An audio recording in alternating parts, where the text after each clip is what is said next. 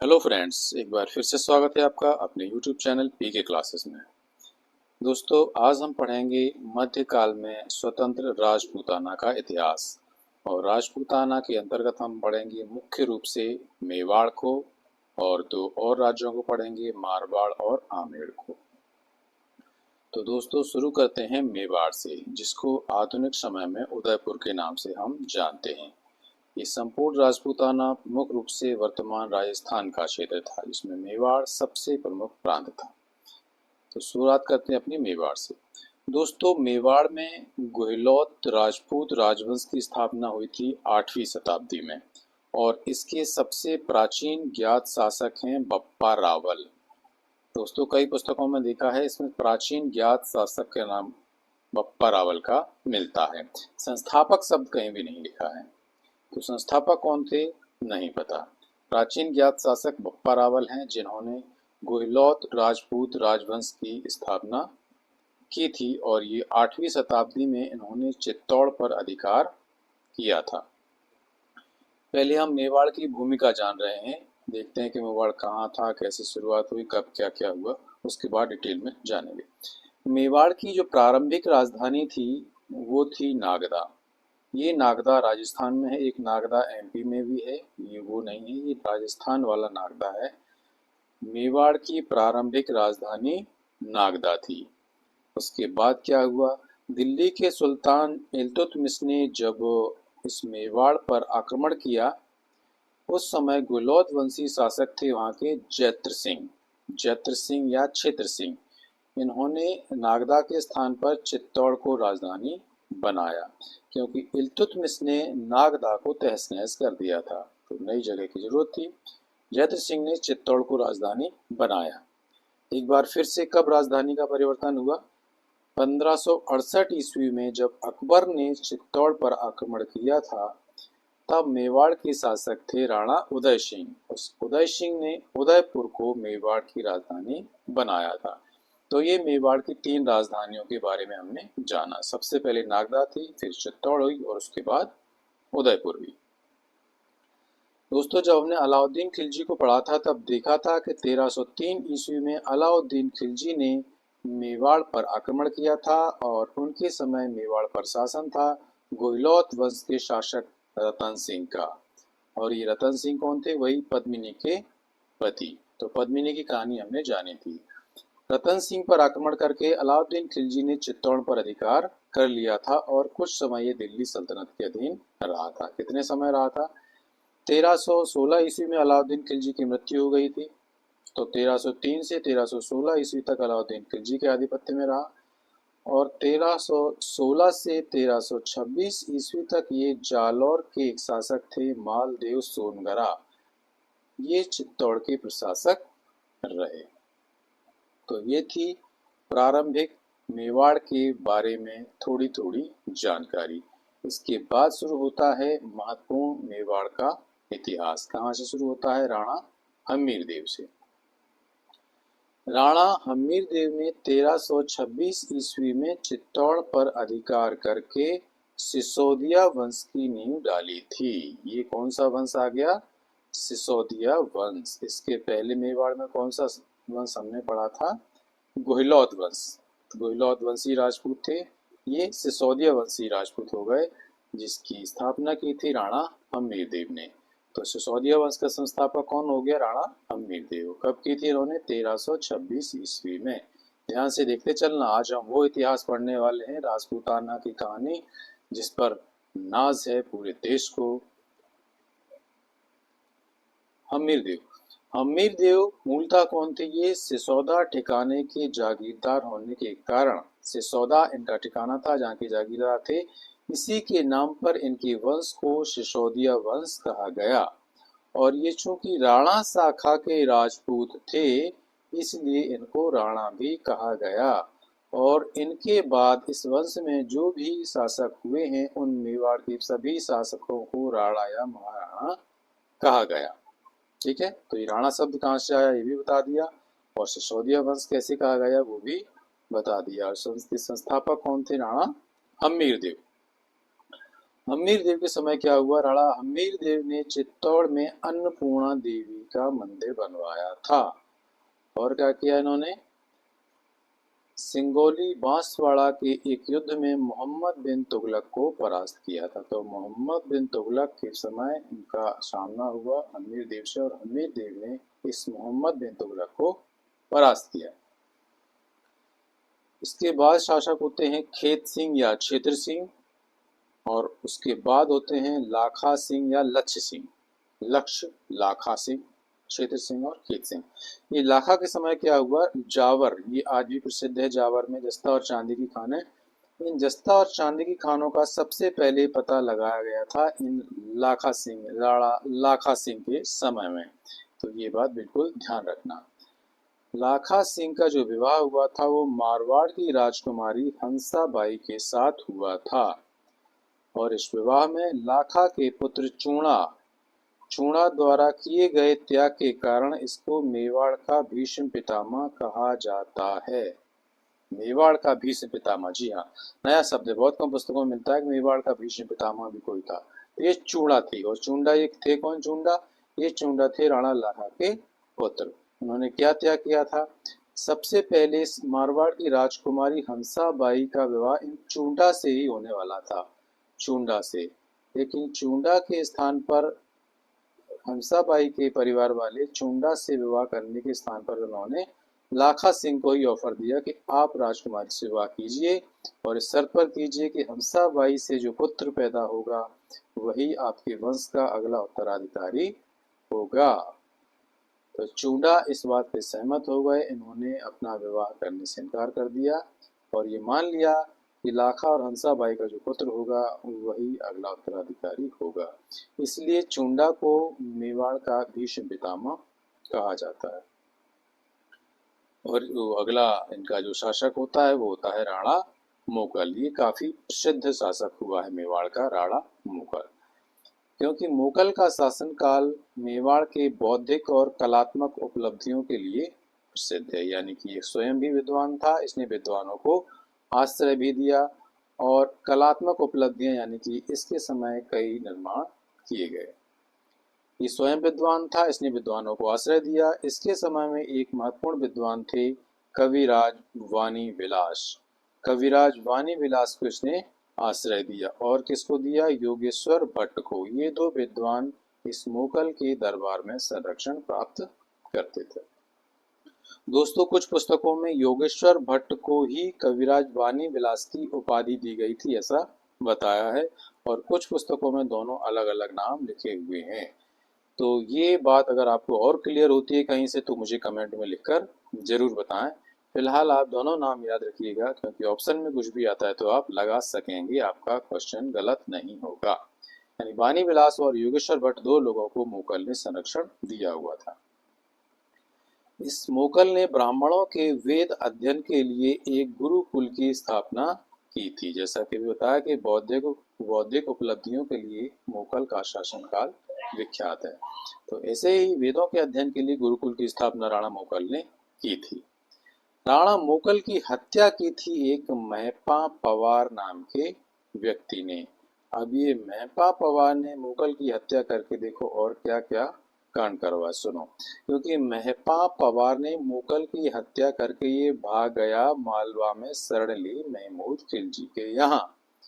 अब मालवा में शरण ली तो फिर मेवाड़ और मालवा के बीच संघर्ष होना स्वाभाविक ही था। हुआ क्या? मोकल की जब इसने हत्या कर दी उसके बाद मोकल का पुत्र राणा कुंभा मेवाड़ का अगला शासक बनता है। राणा कुंभा के समय मध्यकालीन मेवाड़ के महान युग का सूत्रपात होता है, क्योंकि कुंभा बहुत ही विद्वान और बहुत ही योद्धा यानी रण कौशल में निपुण व्यक्ति था।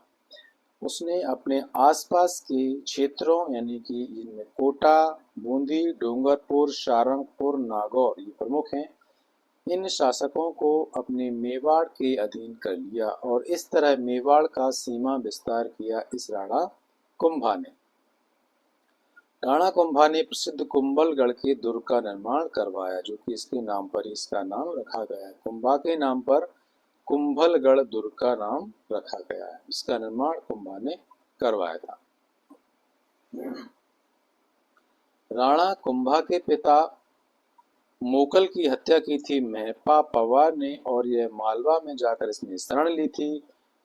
जब शरण ली तो राणा कुंभा ने मालवा के शासक महमूद खिलजी से कहा कि मेहपा पवार को मेरे हवाले कर दो, क्योंकि ये हमारे पिता का हत्यारा है। लेकिन महमूद खिलजी ने इससे इनकार कर दिया।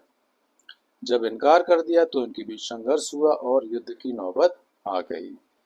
तो राणा कुंभा ने मालवा के विरुद्ध युद्ध की घोषणा की, और इस युद्ध में दोनों ही पक्ष अपनी विजय का दावा करते हैं। यानी राणा कुंभा कहते हैं कि हमारी विजय हुई, और महमूद खिलजी कहता है कि हमारी विजय हुई। और इस विजय के उपलक्ष्य में राणा कुंभा ने चित्तौड़ में 1448 ईस्वी में विजय स्तंभ, जिसको कीर्ति स्तंभ भी कहा जाता है, इसका निर्माण कराया था। कहाँ? चित्तौड़ में। और महमूद खिलजी ने भी मांडू में एक विजय स्तंभ का निर्माण करवाया था। ये मांडू वाला विजय स्तंभ अब नहीं बचा है, और ये चित्तौड़ का विजय स्तंभ आज भी हमें देखने को मिलता है। इस युद्ध में राणा कुंभा की विजय के साक्ष्य जो हमें मिलते हैं वो कुंभलगढ़ अभिलेख से मिलते हैं। राणा कुंभा स्वयं विद्वान था, और इसने कई विद्वानों को आश्रय भी दिया हुआ था। ये गणित, अर्थशास्त्र, तर्कशास्त्र, धर्मशास्त्र, साहित्य और संगीत में निपुण था। इसने जयदेव ने लिखा था गीत गोविंद। इस गीत गोविंद और रसिक प्रिया पर इसने टीकाएं लिखी हैं। तो प्रश्न पूछा जाता है कि गीत गोविंद और रसिक प्रिया पर किसने टीका लिखी है? तो राणा कुंभा ने लिखी है, बिल्कुल याद रखना। क्योंकि राणा कुंभा बुद्धि से भी तेज था और युद्ध कौशल में भी तेज था। इसने संगीत पर भी कुछ ग्रंथ लिखे हैं। कौन कौन से ग्रंथ लिखे हैं? नाम याद रखिएगा। संगीत राज, संगीत मीमांसा, संगीत रत्नाकर और सुप्रबंध, ये ग्रंथ लिखे गए हैं। संगीत पर किसने लिखे हैं? राणा कुंभा ने। इस तरह इसने सभी क्षेत्रों में अपनी विद्वता का परिचय दिया, यानी साहित्य, संगीत और युद्ध में भी। लेकिन राणा कुंभा की हत्या कर दी उसके पुत्र उदा द्वारा। ये उदा कहीं कहीं उदय भी लिखा हुआ मिलता है। तो इस उदा ने राणा कुंभा की हत्या कर दी। ये उदा उसका पुत्र था, और उदा का पुत्र था रायमल। इनके समय कोई भी विशेष उपलब्धियां नहीं हैं उदा और रायमल के शब्द में, इसलिए हमने कुछ भी नहीं लिखा है। बस लिंक जोड़ने के लिए बता दे रहा हूँ कि राणा कुंभा का पुत्र था उदा, उदा का था रायमल, और रायमल का पुत्र था महान शासक राणा सांगा या संग्राम सिंह, जिसका शासनकाल है 1508 से 1528 ईस्वी तक। यानी 1528 ईस्वी कहाँ? जब बाबर ने आक्रमण किया, उस समय मेवाड़ पर राणा सांगा का शासन था, और ये रायमल का पुत्र था। मेवाड़ का गौरव इस राणा सांगा के समय अपने चरमोत्कर्ष पर पहुंच गया था। यानी कि इसके समय मेवाड़ सबसे ज्यादा गौरवशाली, वैभवशाली था। इसके समय, राणा सांगा के समय। इसके समय कौन कौन से युद्ध हुए? इसने बहुत से युद्ध किए हैं। तो देखिए, इसने ईडर एक क्षेत्र पड़ता है, वहां पर कई लड़ाइयां हुई। 1514 से 1517 के बीच कई युद्ध हुए। ये गुजरात और मेवाड़ के बीच में पड़ता था क्षेत्र ईडर। इन लड़ाइयों में कौन कौन से दल थे? तो एक तो दल था मेवाड़ का, जिसमें राणा सांगा था। दूसरा था गुजरात का मुजफ्फर शाह द्वितीय। ये मुजफ्फर शाह द्वितीय है गुजरात का। जब हमने गुजरात का वीडियो पढ़ाया था तब हमने बताया था कि गुजरात में मुजफ्फर शाह प्रथम ने स्वतंत्र गुजरात की स्थापना की थी, लेकिन ये है मुजफ्फर शाह द्वितीय। ये महमूद बेगड़ा के बाद गुजरात का शासक बना था। हमने इसको उस समय डिटेल में नहीं पढ़ा था, क्योंकि इसकी कोई खास उपलब्धियां थी नहीं। इस मुजफ्फर शाह द्वितीय को राणा सांगा ने इन ईडर की लड़ाइयों में पराजित किया। तो अगर आपसे पूछ लिया जाए ईडर की लड़ाइयाँ किस किस के मध्य हुई, तो राणा सांगा और मुजफ्फर शाह द्वितीय, जो गुजरात का शासक था, इनके मध्य हुई। और इन लड़ाइयों में इस मुजफ्फर शाह द्वितीय को पराजित किया राणा सांगा। राणा सांगा का एक युद्ध होता है मालवा के महमूद खिलजी द्वितीय। ये कौन है? महमूद खिलजी द्वितीय। और इनके साथ कौन सा युद्ध होता है? गागरोन की लड़ाई। इस गागरोन की लड़ाई में जो 1519 में होती है, इस गागरोन की लड़ाई में भी राणा सागा ने जीत हासिल की और हराया महमूद खिलजी द्वितीय को। राणा कुंभा ने किसको हराया था? महमूद खिलजी प्रथम। राणा कुंभा ने किसको हराया था? महमूद खिलजी प्रथम को। और राणा सांगा ने किसको हराया? महमूद खिलजी द्वितीय को। जब हमने मालवा को पढ़ा था तो इन सभी सुल्तानों के बारे में जाना था। आपने ना देखा हो तो मालवा का वीडियो भी देख लीजिएगा। राणा सांगा का एक बहुत ही महत्वपूर्ण युद्ध होता है घटोली या खातोली का युद्ध, जो होता है 1517-18 में। और इस घटोली के युद्ध में दिल्ली के सुल्तान इब्राहिम लोदी को परास्त किया था। अब देखिए दोस्तों, जब दिल्ली के सुल्तान को किसी शासक ने अगर परास्त किया है तो वह निर्विवाद रूप से बहुत ही महान व्यक्ति होगा। और ये महान व्यक्ति कौन है? राणा सांगा।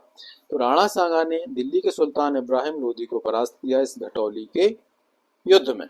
बिल्कुल ध्यान रखना, कई बार प्रश्न पूछा जाता है यहाँ से। और इसके जीवन का एक बहुत ही महत्वपूर्ण युद्ध है खानवा का युद्ध। नाम इसका जरूर सुना होगा आपने। खानवा का युद्ध होता है 16 मार्च 1527 ईस्वी में, जो होता है राणा सांगा और बाबर के बीच। जी हाँ दोस्तों, बाबर का आगमन भारत में हो चुका है। बाबर और राणा सांगा के बीच हुए इस युद्ध में राणा सांगा की हार होती है। हाँ, राणा सांगा हार गया।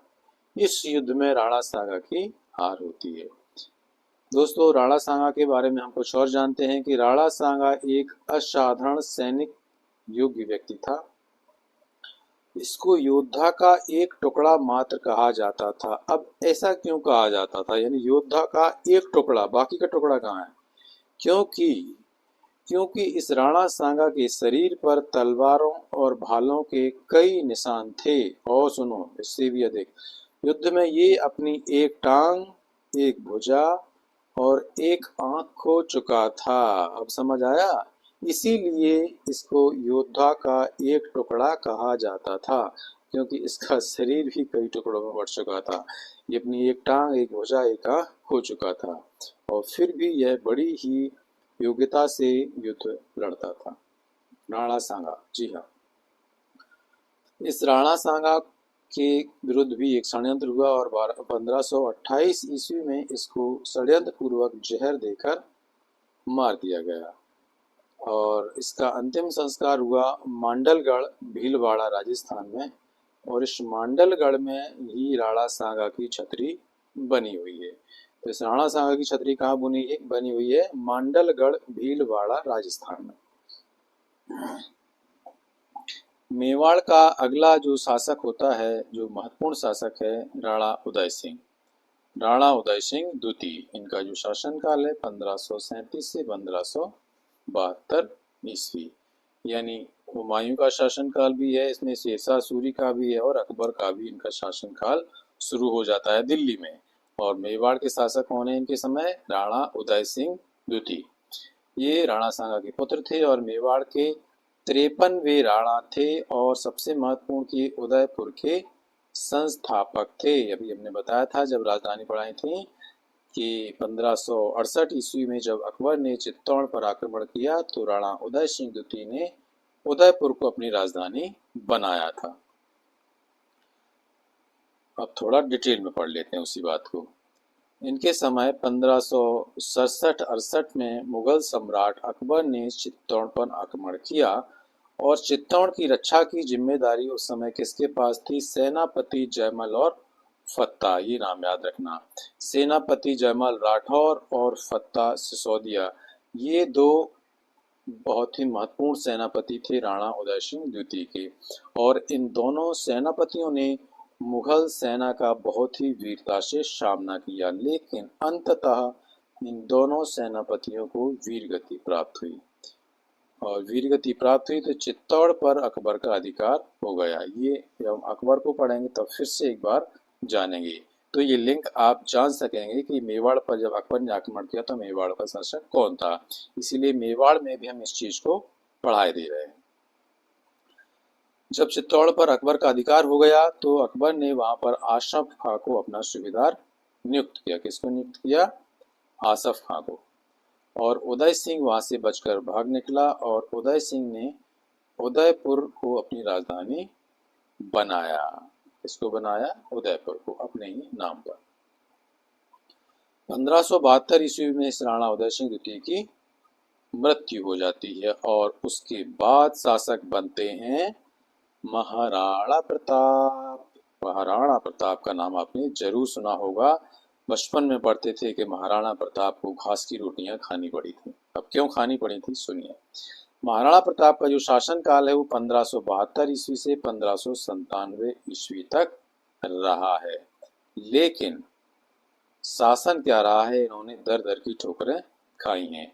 ये मेवाड़ के 54वें राणा थे, राणा उदय सिंह के पुत्र थे। महाराणा प्रताप को विरासत में केवल अपने वंश का नाम ही मिला था कि एक राणा के वंशज हैं, क्योंकि इनके पास न तो कोई राज्य था, क्योंकि चित्तौड़ पर अधिकार हो गया था अकबर का, और न ही कोई शक्तिशाली सेना इनके पास बची थी। लेकिन इनकी इच्छा शक्ति इतनी दृढ़ थी, इतनी मजबूत थी, इन्होंने शपथ ले रखी थी कि हम अपना राज्य वापस लेकर रहेंगे।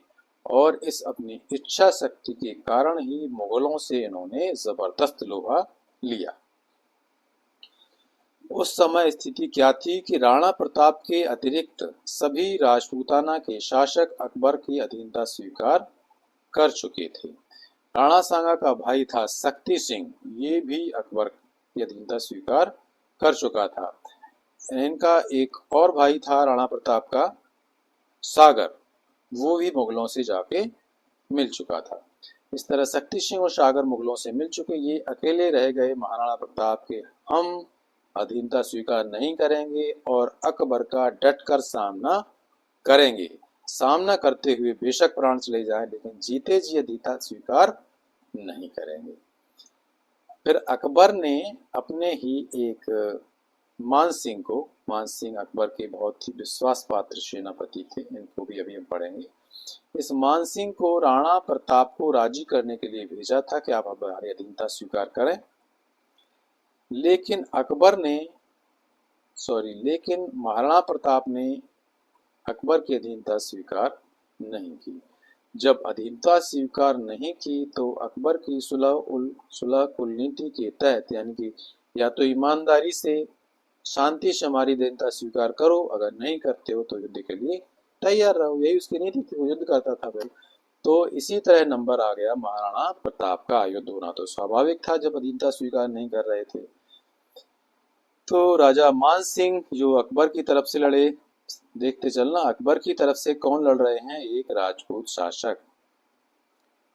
शासक मान सिंह और राजपूत शासक ही राणा प्रताप के मध्य एक ऐतिहासिक युद्ध होता है, हल्दी घाटी का युद्ध, जिसकी तारीख है 18 जून 1576। याद रखना तारीख भी और इनके विरुद्ध लड़े कौन, ये भी। तो 18 जून 1576 को इस हल्दी घाटी के युद्ध में महाराणा प्रताप का सामना होता है अकबर के सेनापति मान सिंह का। देखिए विडंबना, दो राजपूत आपस में लड़ रहे। और इस समय राणा की आर्थिक सहायता की थी उसके एक भील मित्र भामा शाह ने। इस भामा शाह का नाम याद रखना, दोस्तों में अगर दोस्त कोई हो तो भामा शाह जैसा, क्योंकि महाराणा प्रताप की उस दरिद्रता के दिनों में जो मदद की, आर्थिक मदद की, वो भामा शाह ने की थी।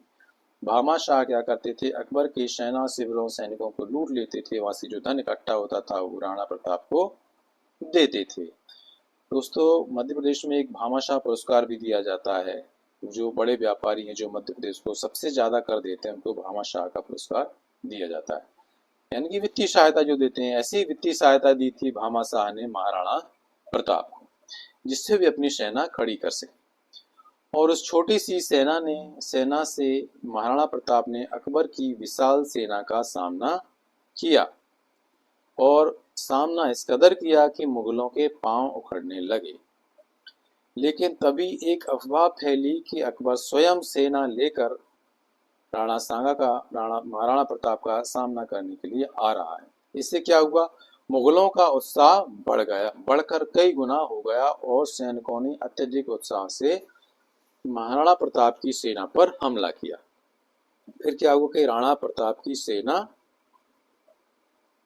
डवाडोल हो गई, उनका मनोबल डाउन हो गया और स्वयं राणा प्रताप भी बुरी तरह घायल हो गया। जब ऐसी स्थिति नजर आई कि हार नजर आने लगी तो महाराणा प्रताप के एक सेनापति थे बीदा झाला, इनको झाला मान सिंह भी कहा जाता है, नाम याद रखना बीदा झाला।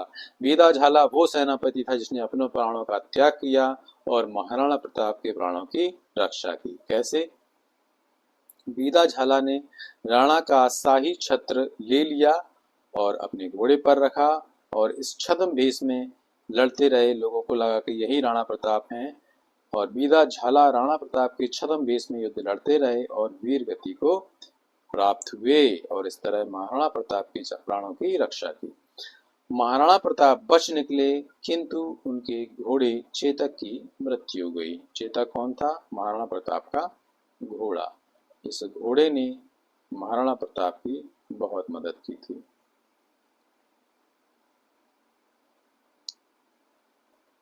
ये बीदा झाला सेनापति थे जिन्होंने छद्म भेष में लड़ते हुए महाराणा प्रताप की प्राणों की रक्षा की और स्वयं वीर गति को प्राप्त हुए।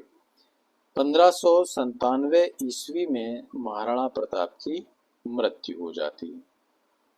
उसके बाद मेवाड़ का शासक बनता है राणा अमर सिंह, जो महाराणा प्रताप का पुत्र था। राणा अमर सिंह का शासनकाल है 1597 से 1615 ईस्वी। इनके शासनकाल की प्रमुख घटनाएं क्या है? यहाँ पर इनके शासनकाल में ही अकबर की मृत्यु हो जाती है और दिल्ली के शासक बनता है जहांगीर। तो जहांगीर और राणा अमर सिंह के विरुद्ध बहुत संघर्ष होता है। 1605 में जहांगीर ने शहजादा परवेज और सागर, जिसका भी हमने जिक्र किया था कि ये महाराणा प्रताप का ही एक भाई था जो मुगलों से जा मिला था, इस शहजादा परवेज और सागर को भेजा था राणा अमर सिंह के विरुद्ध।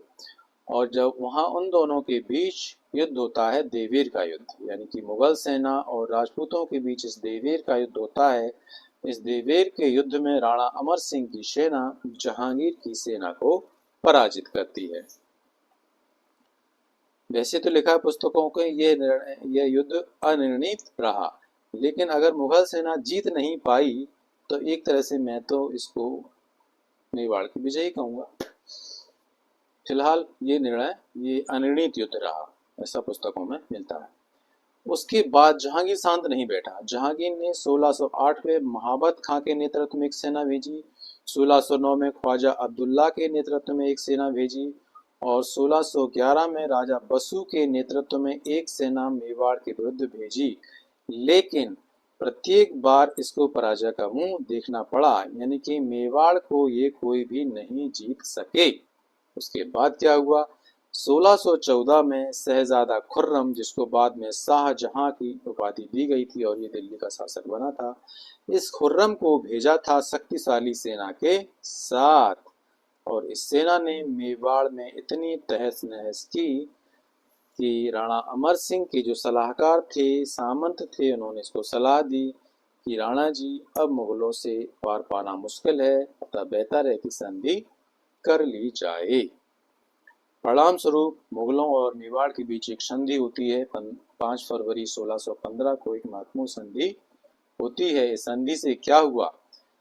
राणा अमर सिंह और मुगलों के बीच ये संधि हुई। इस संधि की प्रमुख शर्तें आप ध्यान रखें ताकि आप समझ सकें कि उस संधि से क्या परिवर्तन हुए। संधि में शर्त रखी गई कि राणा अमर सिंह स्वयं खुर्रम के पास उपस्थित रहेगा। खुर्रम कौन? जो शहजादा था, जब शाहजहां नहीं था, ये शाहजहां ही था खुर्रम। और राणा को अपने पुत्र कुंवर कर्ण सिंह को शाही दरबार में भेजना होगा। शाही दरबार यानी कहां पर? जहांगीर की सेवा में। महाराणा के लिए आवश्यक नहीं होगा कि वह शाही दरबार में उपस्थित हो। राणा को चित्तौड़ लौटा दिया जाएगा किंतु उसकी मरम्मत नहीं की जाएगी, यानी कि जो तहस नहस कर दिया था मुगल सेना ने, उसकी मरम्मत नहीं होगी। इस संधि के विषय में जहांगीर अपनी आत्मकथा में लिखता है। जहांगीर की आत्मकथा का नाम है तुज़ुक-ए जहांगीरी। उस आत्मकथा में लिखता है कि राणा अमर सिंह तथा उसके पूर्वजों ने कभी भी न तो किसी मुगल सम्राट से भेंट की और न ही अधीनता स्वीकार की थी, लेकिन मेरे भाग्यशाली शासन में यह अधीनता स्वीकार करने को तैयार हो गया। यानी कि ये जहांगीर की बहुत बड़ी उपलब्धि थी कि जो उपलब्धि अकबर प्राप्त नहीं कर सका, यानी संपूर्ण राजपूताना पर अधिकार नहीं कर सका, वो उपलब्धि जहांगीर ने हासिल की। और इस संधि के साथ ही मेवाड़ पर अधिकार हो गया मुगलों का। तो अगर प्रश्न पूछा जाता है तो याद रखना कि जहांगीर के शासन काल में अंतिम रूप से मेवाड़ को मुगल साम्राज्य में मिलाया गया था। ठीक है, तो इस तरह स्वतंत्र मेवाड़ का इतिहास समाप्त हो जाता है। उम्मीद है आपको चीजें पसंद आई होंगी। अब हम देखते हैं कि उस राजपूताना में और कौन कौन से राज्य थे। पहले मैंने आपको बताया था कि मारवाड़ और आमेर को और पढ़ेंगे, तो देख लेते हैं कि मारवाड़ की स्थिति क्या थी। मारवाड़ है दोस्तों आधुनिक जोधपुर। ठीक है, अब आप इसको रिलेट कर पाएंगे कि मारवाड़ कहाँ है। मारवाड़ में राठौर राजपूतों का शासन था। ठीक है, प्रश्न ऐसे पूछे जाएंगे जो मैंने लिखे हुए हैं। मेवाड़ में किस वंश का शासन था, तो राठौर राजपूतों का। और मेवाड़ में किसका था, सिसोदिया, उससे पूर्व गोहिलौद। मारवाड़ में किसका, राठौर राजपूतों का। और इस वंश का जो संस्थापक था वो सीहा या रथड़ सिंह, कहीं कहीं रथड़ सिंह और सीहा दोनों मिलते हैं। तो ये सीहा या रथड़ सिंह को मारवाड़ के इस राठौर वंश का संस्थापक कहा जाता है, लेकिन जो बृहत वर्णन मिलता है वो चुंद या चूड़ा सिंह के समय से मारवाड़ के इतिहास का वर्णन मिलता है। इनका जो शासन काल है वो 1394 से 1421। इसको विशेष याद रखने की जरूरत नहीं है, बस ये नाम याद रखना, चुंद या चूड़ा सिंह मारवाड़ का शासक था। इस चूड़ा ने मांडोर में अपनी सत्ता स्थापित की थी। कहां पर, मांडोर में। और इसका जो उत्तराधिकारी होता है वो जोधा हुआ। जोधा से इसने जोधपुर नगर बसाया और मंदौर में एक किला का भी निर्माण करवाया। मंदौर या मंडौर, वही मंडौर जहां पर चूड़ा ने अपनी सत्ता स्थापित की थी, वहां पर किले का निर्माण करवाया इस जोधा ने, और जोधपुर नगर अलग से बसाया था। इस जोधा का पुत्र होता है बिक्का। इसने बीकानेर नगर की स्थापना की। वही तथ्य लिखिए जहां से प्रश्न बनने की संभावना रहती, जैसे जोधपुर नगर किसने बसाया, बीकानेर किसने बनाया, तो ये नाम आप याद रखना। इस वंश का एक बहुत ही महत्वपूर्ण शासक था मालदेव। शेरशाह सूरी ने इस मालदेव पर आक्रमण किया था 1544 ईस्वी में, और छल से इस मालदेव को पराजित किया था। और उसके बाद मारवाड़ पर भी दिल्ली शासन का आधिपत्य हो गया, यानी दिल्ली में उस समय कौन था, शेरशाह सूरी। तो शेरशाह सूरी ने इस मारवाड़ को अपने अधीन कर लिया। एक और राज्य था आमेर। ये आधुनिक जयपुर का क्षेत्र है आमेर। इस आमेर के बारे में भी जान लेते हैं। आमेर में सूर्यवंशी कछवाहा राजपूत शासन करते थे। किस क्षेत्र में कौन शासन करता था, ये बिल्कुल याद रखना। आमेर में कौन थे, कछवाहा राजपूत, जो स्वयं को अयोध्या के श्री रामचंद्र का वंशज मानते थे। कर्नल जेम्स टाड ये इतिहासकार हैं। इनका मत है कि आमेर राज्य की स्थापना 10वीं शताब्दी में हुई थी। ठीक है, लेकिन हम बिहारी मल का नाम बहुत सुनते हैं। बिहारी मल या भारमल ये अकबर के समकालीन थे। तो आमेर के राजा भारमल बिहारी मल अकबर के समकालीन थे। 1562 ईस्वी में जब अकबर मोइनुद्दीन चिश्ती की दरबार पर जा रहा था, शेख सलीम चिश्ती, सलीम चिश्ती की दरगाह पर ये फतेहपुर सीकरी जा रहा था। उसी समय ये भारमल ने इसको ऑफर किया था कि आप हमारी पुत्री से विवाह करें। अकबर ने स्वीकार किया। भारमल ने इसकी अधीनता स्वीकार की और अपनी पुत्री हरकाबाई का विवाह अकबर से कर दिया था। और इसी हरकाबाई के गर्भ से जहांगीर का जन्म हुआ था। तो इस भारमल के बाद आमेर के लगभग सभी शासक मुगलों के अधीन रहे और मुगलों की भरपूर सेवा की। इनके नाम जान लेते हैं, कई बार यहाँ से प्रश्न पूछे जाते हैं कि किसने क्या किया। इस भारमल का पुत्र था भगवान दास या भगवंत दास। ठीक है, और इस भगवान दास का पुत्र था राजा मानसिंह। राजा मानसिंह को मिर्जा की उपाधि दी गई थी। मिर्जा की उपाधि दी किसने थी? ये अकबर ने। ये मानसिंह प्रथम, मानसिंह द्वितीय बाद में आएंगे। ये मानसिंह वही हैं जिन्होंने अकबर की तरफ से हल्दी घाटी में महाराणा प्रताप के विरुद्ध युद्ध लड़ा था और अकबर ने इन्हें मिर्जा राजा की उपाधि दी थी। कई बार पूछ लिया जाए कि मानसिंह को मिर्जा राजा की उपाधि किसने दी, तो मानसिंह को अकबर ने दी। तो मानसिंह का नाम कई बार सुनते पढ़ते और वीडियोज में, मूवीज में भी देखते रहते हैं कि अकबर का एक महत्वपूर्ण सेनापति था मानसिंह। ये वही मानसिंह प्रथम है। ये आमेर के शासक थे। आमेर के एक महत्वपूर्ण शासक जो बाद में होते हैं वो है राजा जयसिंह। जयसिंह प्रथम, क्योंकि एक बाद में जयसिंह द्वितीय भी आएंगे। जयसिंह प्रथम को शाहजहां के ये समकालीन थे, तो शाहजहां ने इनको मिर्जा की उपाधि दी थी। आगे हम पढ़ते हैं जयसिंह द्वितीय को। ये नाम मैंने इसलिए बात लिखे हुए क्योंकि लोग इनमें कंफ्यूज होते हैं, जयसिंह प्रथम जयसिंह द्वितीय कौन। तो आप याद रखेंगे जयसिंह प्रथम किसके समकालीन है? शाहजहां के समकालीन। और जयसिंह द्वितीय हैं औरंगजेब के समकालीन। इनको जो उपाधि दी गई है सवाई राजा की।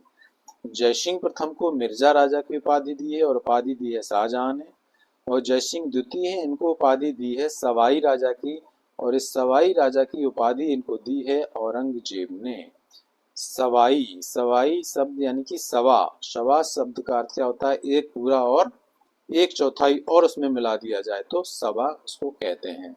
तो औरंगजेब ने सवाई की उपाधि इनको इसीलिए दी थी, उनका मानना था कि आप अपने अन्य और आसपास के राजाओं से सवा गुना हैं, यानी कि उनसे बढ़कर हैं। ऐसी सवाई उपाधि इनको दी गई थी। और सवाई राजा जयसिंह ने जयपुर में जंतर मंतर का निर्माण करवाया। ये जंतर मंतर एक खगोलीय वेधशाला है जहाँ से खगोल के क्षेत्र में अध्ययन किया जाता है। ये कई बार पूछा जाता है कि जंतर मंतर का निर्माण किसने कराया, तो ये सवाई राजा जयसिंह द्वितीय ने। ठीक है। जयपुर में एक महत्वपूर्ण इमारत है हवा महल। इस हवा महल का निर्माण कराया था सवाई राजा प्रताप सिंह ने 1799 ईस्वी में। याद रखना ये सारी चीजें वही बता रहा हूँ जहां से प्रश्न पूछे जाते हैं। अब आते हैं मानसिंह द्वितीय। ये मानसिंह प्रथम कौन थे? अकबर के समकालीन। और ये है मानसिंह द्वितीय। इनको उपाधि कौन सी है? सवाई, सवाई राजा मानसिंह द्वितीय। ये आमेर रियासत के 39वें और अंतिम शासक थे, क्योंकि इसके बाद भारत आजाद हो जाता है। और ये इनके शासनकाल जो रहा है वो 1922 से 1947 ईस्वी तक। ये ब्रिटिश राज में जयपुर रियासत के महाराजा थे, यानी ये अंतिम महाराजा थे जो आमेर के यानी जयपुर के। वो कौन थे? सवाई मानसिंह द्वितीय। तो इस तरह हमने आमेर को भी पढ़ लिया है। इस तरह लगभग संपूर्ण राजपूताना को आज हमने पढ़ा। वीडियो को आप एक से ज़्यादा बार देखिएगा और ये नोट्स आप खुद बना लीजिएगा। अगर मेरे नोट्स आपको चाहिए तो हमें कमेंट में ज़रूर बताएं, हम आपको नोट्स प्रोवाइड करवा देंगे। दोस्तों वीडियो कैसा लगा बताइएगा। अच्छा लगा हो तो लाइक ज़रूर कीजिएगा। चैनल को सब्सक्राइब करें, दोस्तों को शेयर करें। खुश रहिए, पढ़ते रहिए। मिलते हैं नेक्स्ट वीडियो में। धन्यवाद।